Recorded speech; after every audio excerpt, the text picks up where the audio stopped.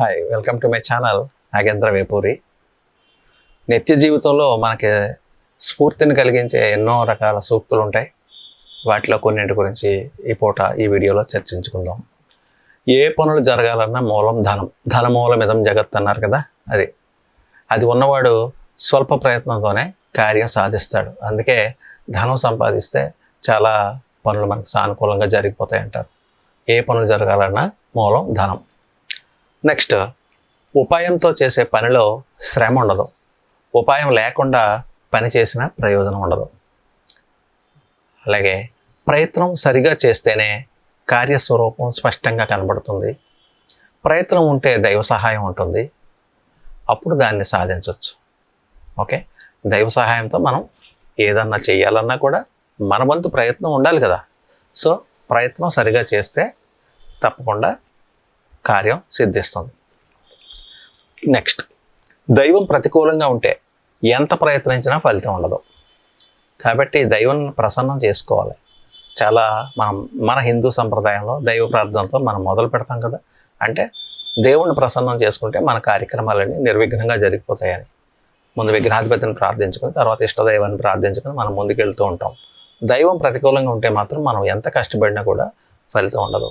Man proposes, God disposes అంటారు. అందుకనే మనం అనుకుంటాం 100 రకాలుగా, కానీ దైవాశీస్సులు ఉంటేనే అవి సాధ్యం అవుతాయి. నెక్స్ట్, ఏ పని చేయాలన్నా బుద్ధి నిలకడగా ఉండాలి. చపల చిత్తుడు ఏ పని చేయలేడు. ఏది ఎలా చేయాలో ముందు నిర్ణయించి ఆ తర్వాత ఆ పని ప్రారంభించాలి.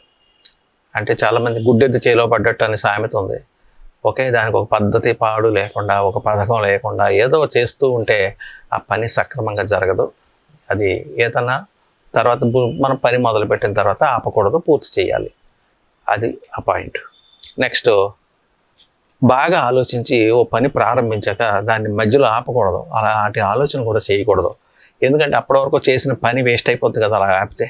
కాబట్టి దాని అంతం చూడాలి, అప్పుడే మనకి రిజల్ట్ వస్తుంది. తప్పకుండా మనం అనుకున్నది సాధ్యం అవుతుంది. అలాగే చేతిలో ఉన్న దాన్ని చిన్నచూపు చూడకూడదు. దోషాలు లేని కార్యాలు అంటే ఏముండవు, వాటిని సరిదిద్దుకుంటూ పనిని పూర్తి చేయాలి. కొన్ని మనకి తేలిగ్గా వచ్చినప్పుడు చీప్గా చూస్తుంటారు, కానీ ప్రతిదానికి ఒక విలువ అంటూ ఉంటుంది. నట్టుకుండే విలువ నట్టుకుంటుంది, పెద్ద ఇంజిన్కు ఉండే విలువ ఇంజిన్కు ఉంటుంది. ఎంత మహా పెద్ద విమానం అయినా లేకపోతే మహా గొప్ప యంత్రం అయినా కూడా ఒక చిన్న నట్టు లేకపోతే పని చేయదు కదా. అంటే దీని విలువ దీనికి ఉంటుంది, దాని విలువ దానికి ఉంటుంది. అలాగే పనికిరాందంటే ఏమి ఉండదు. అది ఒకటి మనం తెలుసుకోవాలి. అలాగే చెడుగా పరిణమించే పనిని ప్రారంభించకూడదు. సమయాలు తెలిసిన వాడు కార్యం సాధించగలుగుతాడు. సమయాన్ని దాటబెడితే ఫలితం సిద్ధించదు.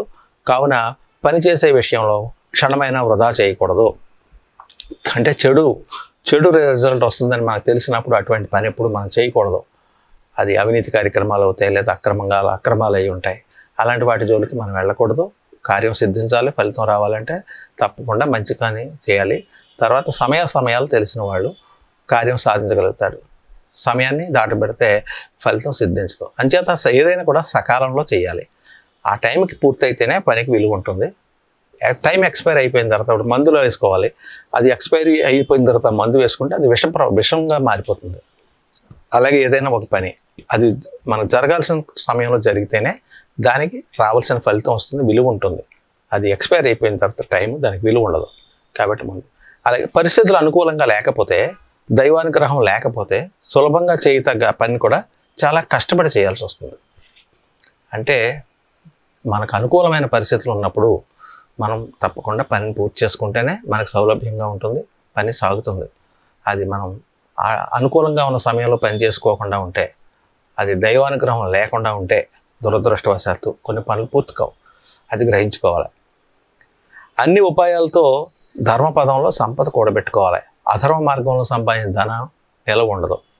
ఇది చాలా ఇంపార్టెంట్ పాయింట్. ఎందుకంటే సొసైటీలో అవినీతి పరులు, లంచగొండలు చాలామంది ఉంటారు. అలాంటి వాళ్ళకి ఎలా వచ్చింటే అలాగే పోతుంది. అవినీతితో సంపాదించిన డబ్బు వాళ్ళకి సుఖం ఇవ్వదు, సంతృప్తిని ఇవ్వదు, ఆనందం ఇవ్వదు.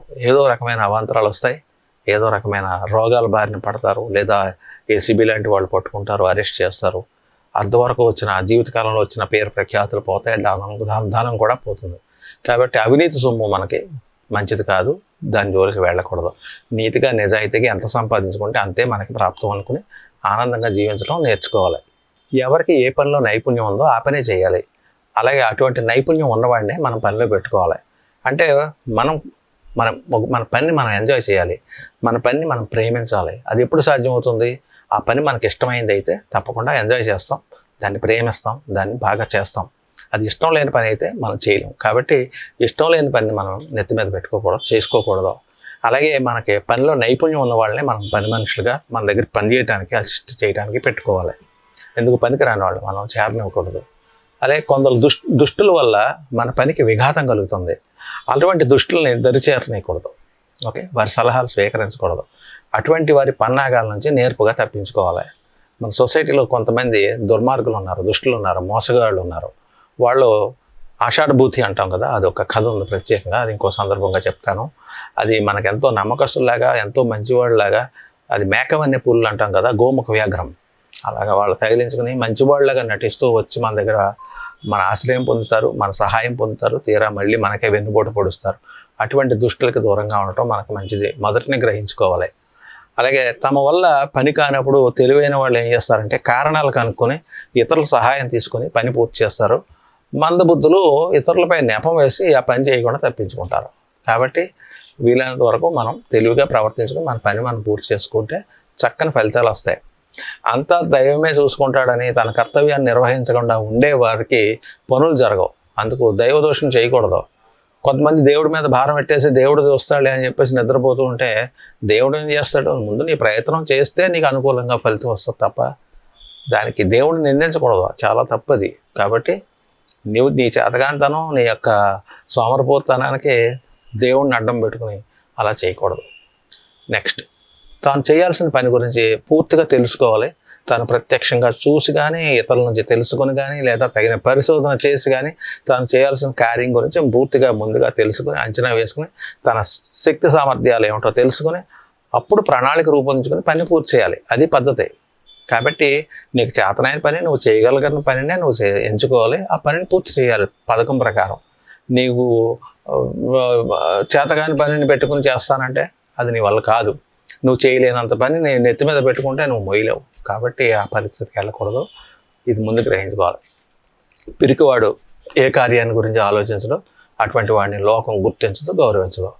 అంటే ధైర్య సహజ లక్ష్మి అన్నారు. అందుకనే ధైర్యంగా ఎవరైనా ఏ పని అన్నా టేకప్ చేస్తే వాళ్ళకి సాధ్యమవుతుంది. అంతేగాని భయపడుతూ బతికేది బతికే కాదు. పిరికివాడికి ఏది కూడా సక్సెస్ రాదు. కాబట్టి be brave and be courageous and see that the things happen in your favour. I wish you all the best. ఈ వీడియో మీకు నచ్చినట్లయితే మీరు లైక్ చేయండి, మీ ఫ్రెండ్స్కి షేర్ చేయండి. ఇలాంటివి మరిన్ని మంచి వీడియోలు, మంచి మంచి సూక్తులతో కూడిన విషయాలు మీ ముందుకు తీసుకొచ్చేందుకు నన్ను ప్రోత్సహించండి. ధన్యవాదాలు.